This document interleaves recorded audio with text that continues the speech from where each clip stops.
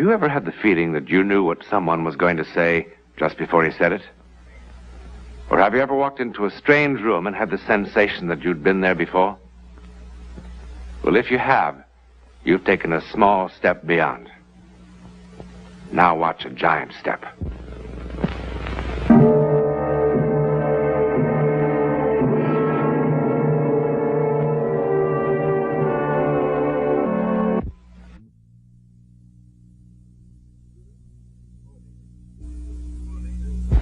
Sooner or later, each of us feels the need to escape.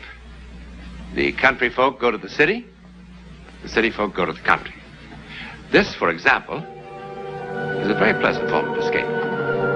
Here on this mountaintop, we are a mere 10 miles from a city of 80,000 people, each of whom, like us, has fashioned a small cage of reality out of the chaos of unreality. Each of whom, like us, lives his life by the steady, reassuring ticking of the clock, forgetting that the clock is merely man's invention, and that tomorrow is a creation of the human mind, forgetting that there is only the constant now. But if that be true, where does that leave yesterday? Now here comes a man from that city below, that city of ticking clocks, who's about to escape his cage of reality.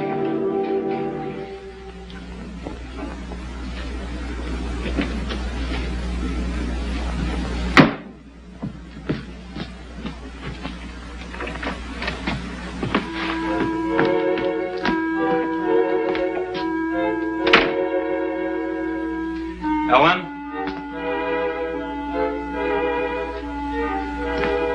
Ellen?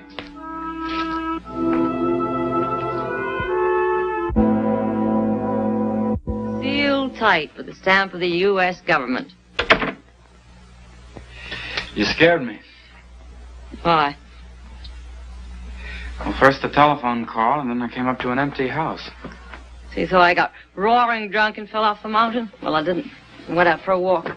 I love it here. So wild and lonely. Always seems such a joke. The full bottle is proof that I have a will of iron. You look absolutely wonderful. But 5 days in the country won't do for some people. What did you want to talk to me about, Ellen? What was so urgent? I checked with the hospital today. Mr. Pearson goes home at the end of the week. I knew that. Harry, when I think of how close I came to killing that man. Well, you didn't. No, I didn't. I didn't even see him. I was so drunk he wasn't even a blur. Now, come on, Ellen. What next? What new escapade for the madcap alcoholic? Maybe a school bus, wipe out the whole kindergarten, really hit the jackpot. No. I'm not smashing into anything, Harry. Of course you won't. I'm through nearly killing people, of shouting drunken curses in police stations, of being bundled into straitjackets and whipped off to sanitariums. Oh, and seeing lovely little goodies drift through the walls. Oh, I didn't tell you. Last time I was pursued by an open coffin. Now, that's a little more original than bats and pink elephants, wouldn't you say? Fun and games are over. Guess why? I don't know why, but I'm sure I'm in favor of it. Because I've stopped kidding myself about us. About us? Harry, I have a little speech to make. A simple, sober little speech which couldn't be phoned in and which should have been said 500 drinks ago. I don't need alcohol anymore. I don't need you anymore. I mean it, Harry. You mean what? I mean, at last I've faced the truth. It's a tired little cliche, isn't it? But that's just what happened. And I don't need to drink instead, and I don't need to have an affair instead, and I don't need anything instead. Where's the other bottle of booze? Oh, so I sound drunk. Want me to walk a straight line, officer? Because I can. Ellen, this is all a lot of female emotionalism. Now, it's probably your hormones or something. Why don't you stay up here for the rest of the week, the way that Dr. Mason told you to? I intend to. And then what? I don't know what then. Maybe get the governor to declare a goodbye Harry week with parades and dancing in the streets. Ellen, I know what's wrong with us, and so do you. Indeed, I do. 17 years times 365 days times 24 hours, drip, drip, drip. No, Ellen, I'm sorry. It's not that simple. Mind if we skip that? You want to sweep it all under the rug again and pretend it doesn't exist? I don't even think about that anymore. You don't talk about it. You drink instead. Spare me the amateur analysis. Ellen, where was I when we became strangers? Right here. You've never believed me. Nope. What do you want me to do, stand on my head? Oh, let's not talk about it. You never anymore. want to talk about it. Oh, and I don't want to fight. I'm not fighting. Lovers fight. You better be getting back. The way it's snowing, the road may be closed pretty soon. Would it be that much of a catastrophe if I spent the night here? Harry, it wouldn't be any more of a catastrophe than every night.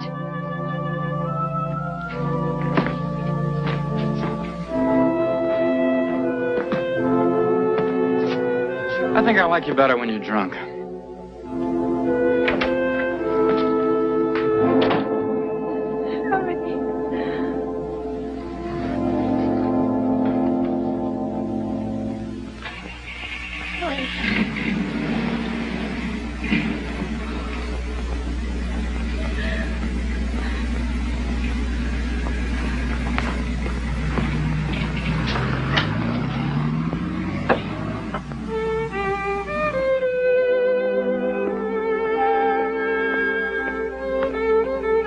Oh, no, you don't.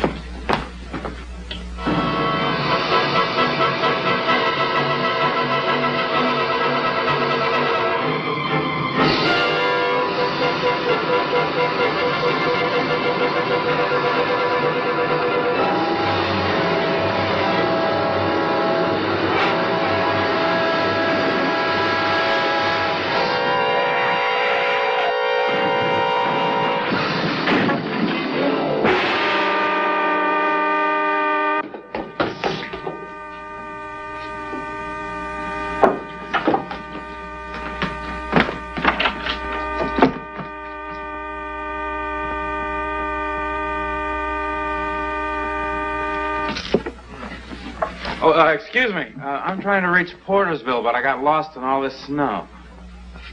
Where's your car? It's down the road. I've been driving around in circles for I don't know how long. You should have turned left about 2 miles back. This is a dead end.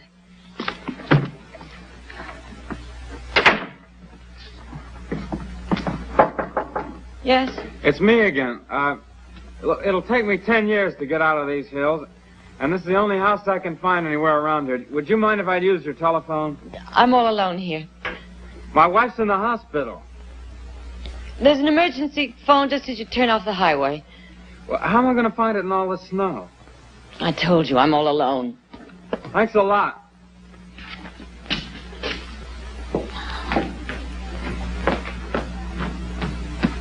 Young man. Huh? Of course you may use the phone. Help yourself. It's right over here. Thanks. I'm sorry I was so... I'm sorry your wife's in the hospital.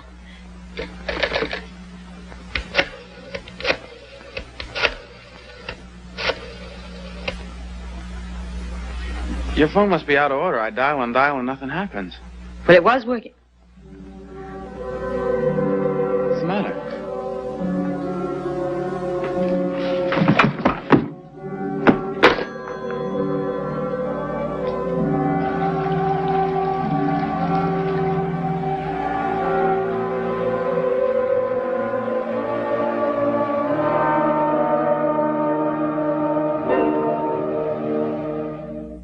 Everything's okay.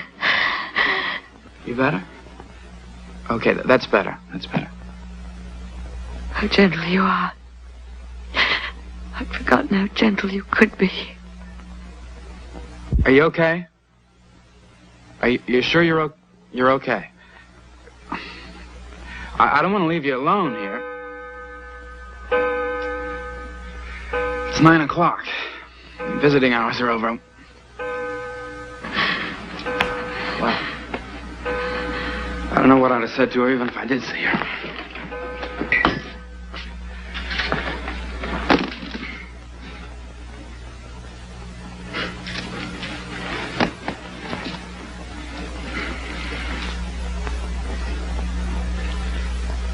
It's a boy. Well, I was 100% wrong about that. My wife just had a baby. An 8-pound, 5-ounce girl. Great, big, beautiful kid. Except she was dead. I only saw her for a second. She was wrapped up in a little blanket. She looked like a life-size little doll. She had enough hair on her for a 5-year-old. You hand these things out, and everybody slaps you on the back and says, "Congratulations, Dad." My wife congratulated me when they were taking her out of the delivery room. I went over to her, and she wouldn't even let me hold her hand. She said, "Well, this is your lucky day. The baby died." Your lucky day, I remember. Her lucky day. She thinks I wanted that. Didn't you?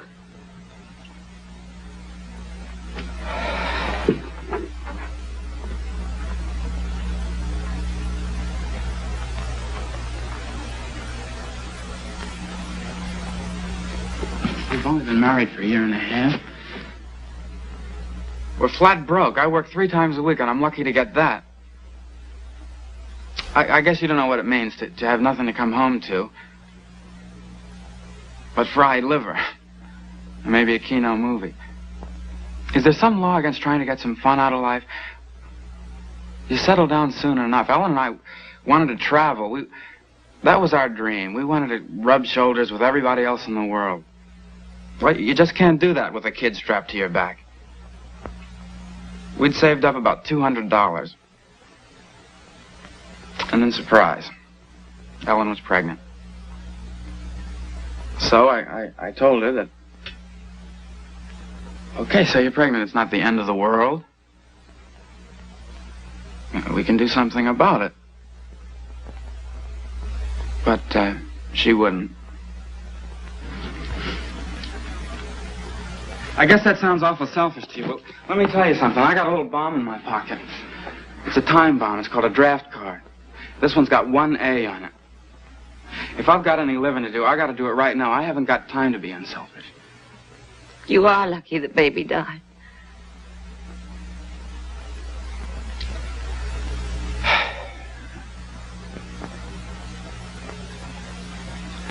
I was sitting in that hospital waiting room.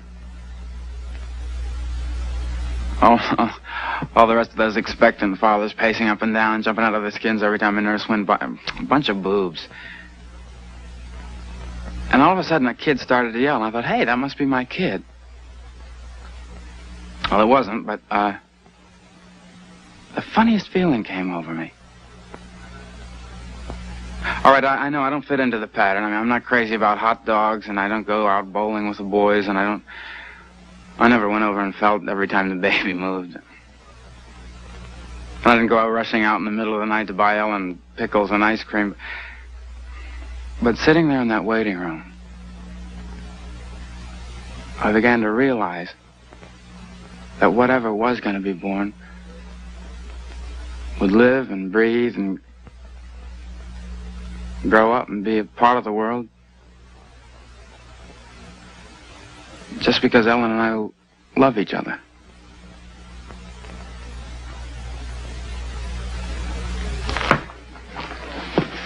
Did you ever get into Portersville very much? If you wanted to see a really beautiful girl, you could go into the National Bank. She was that blonde secretary behind the desk in the escrow department. There's an expression on her face. It's a look in her eyes. Like just being alive. is something so red hot and special it should be in all the headlines.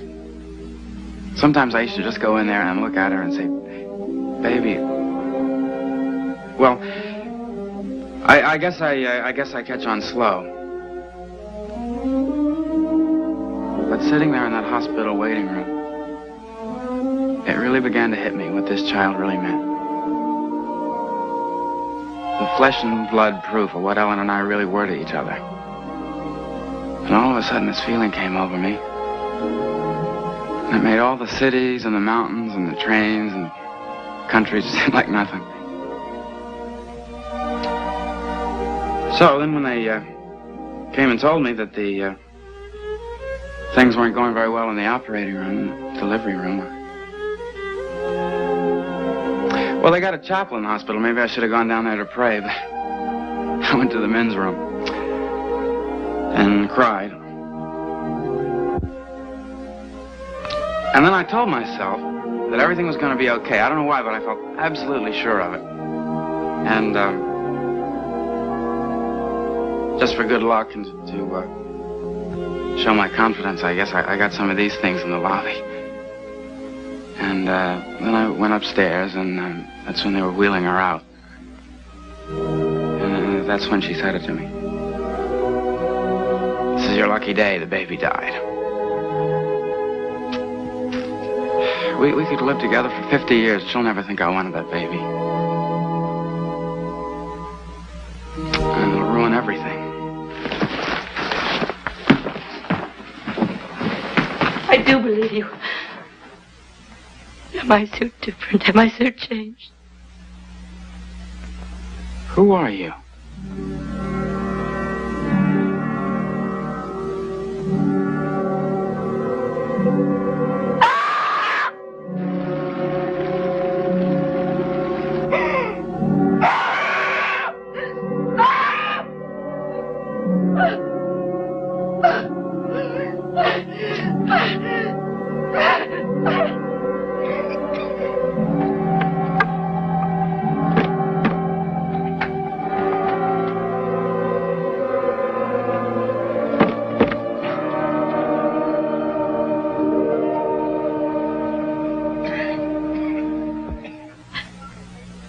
Look, I called Dr. Mason an hour ago.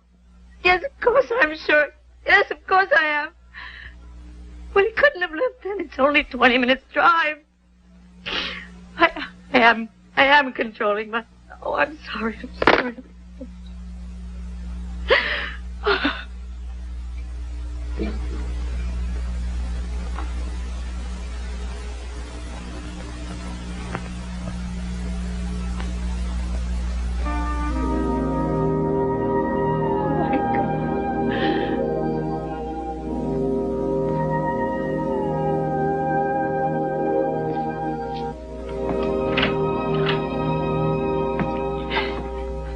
Dr. Mason, I'm not imagining things. It's not like before. You see, I called you, and you're here, and he was here the way he was. He was here. I'm not drunk.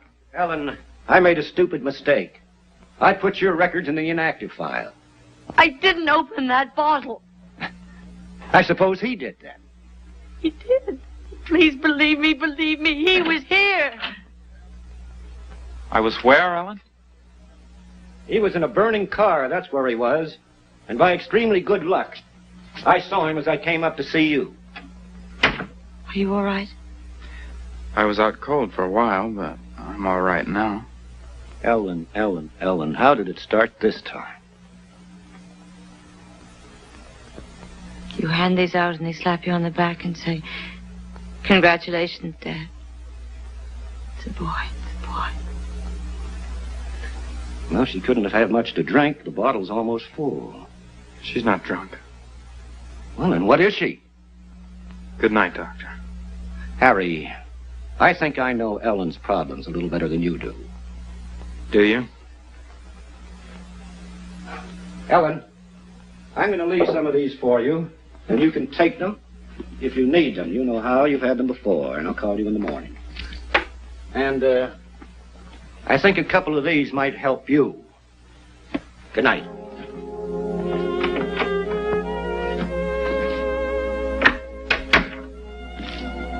Ellen, what happened here tonight? You wouldn't believe me. Try me. Oh, Harry.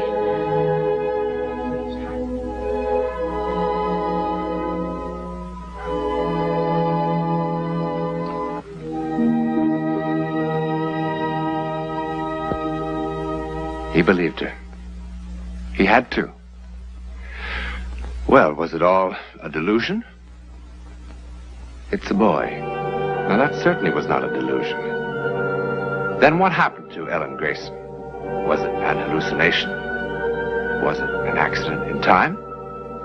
Or did the unconscious Harry Grayson will himself back to the man he was to convince Ellen of his love?